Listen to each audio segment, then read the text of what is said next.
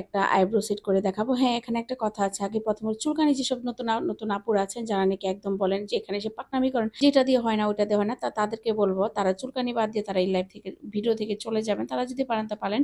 এটা কিন্তু প্রথমে বললাম যে যারা নতুন আপুরা আছেন বিগিনার আপুদের জন্য। কারণ অনেকের সময় দেখা যায় কাজল দিয়ে পারে না। অনেকের কাছে আই পমেড নেই। তারা কি দিয়ে করবে? তারা এরকম একটা শ্যাডো প্যালেট নিবে আর অবশ্যই লাগবে এরকম একটা অ্যাঙ্গেল ব্রাশ। তাদের কাছে এরকম একটা অ্যাঙ্গেল ব্রাশ হলে কিন্তু আইব্রো সেট করতে আর কোনো প্রবলেম হবে না। তো নতুন আপুদের জন্য অবশ্যই এরকম একটা অ্যাঙ্গেল ব্রাশ লাগবে।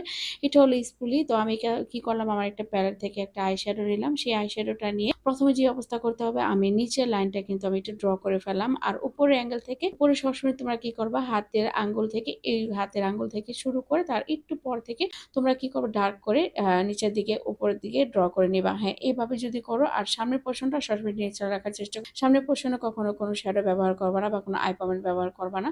এটার পরে তোমার আইব্রোটা কিন্তু খুব সুন্দর ন্যাচারাল মনে হবে। দেখো আমি কিন্তু খুব সুন্দরভাবে আমি এক পাশটা বরট করে ফেললাম। তো নিচের অংশটা বরট করে ফেললাম, উপরটা বরট, মাঝখানে যে অংশটুকু থাকে সেটা শ্যাডো দিয়ে বরট করে আমি কিন্তু সামনের অংশটাকে আঁচড়িয়ে নিলাম। তো এইভাবে আঁচড়িয়ে ফেলার পরে দেখো কিন্তু ন্যাচারাল মনে হচ্ছে।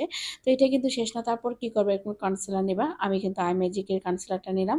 নেওয়ার পরে আমি এখন এটা দিয়ে আমি ভালো করে নিচের দিকটা ড্র করে ফেলতেছি। দেখতে পাচ্ছ কত সুন্দর ড্র হয়ে যাচ্ছে। ফুল কভারেজ আমি নিয়েছি। তো এটা কিন্তু ড্র করার পর এখন আমি উপরের সাইডটা ড্র করব। এটা খুব সাবধানভাবে করবা। আর এই ড্রটা কিন্তু মেইন। এই ড্রটা যদি করো তোমার আইব্রোটা সেটা কিন্তু খুব সুন্দরভাবে সেট হয়ে যাবে।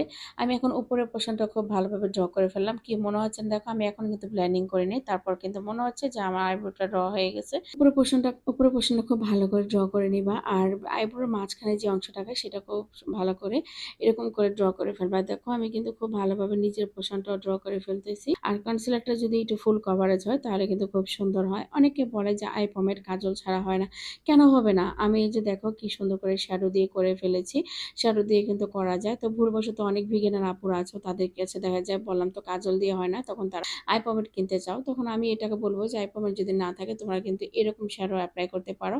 হ্যাঁ, আবার সামনের ফ্রন্ট সাইডে কিন্তু তোমরা একটু ব্রাউন কালার দিতে পারো, পিছনের অংশটা একটু ডার্ক করতে পারো। যেহেতু আমি ব্রাউন কালারটা আমার কাছে ভালো লাগে না তাই করে নেই। আর এখন আমি যেটা করবো, এরকম একটি বিউটি ব্লেন্ডার নিলাম, নিয়ে সেটাকে ভালো করে ট্যাপ মোশনে আমি এটাকে একদম ব্লেন্ডিং করে ফেললাম। কি দেখো তো, দেখা যাচ্ছে আমার আইব্রোটা একদম ন্যাচারাল ভাবে।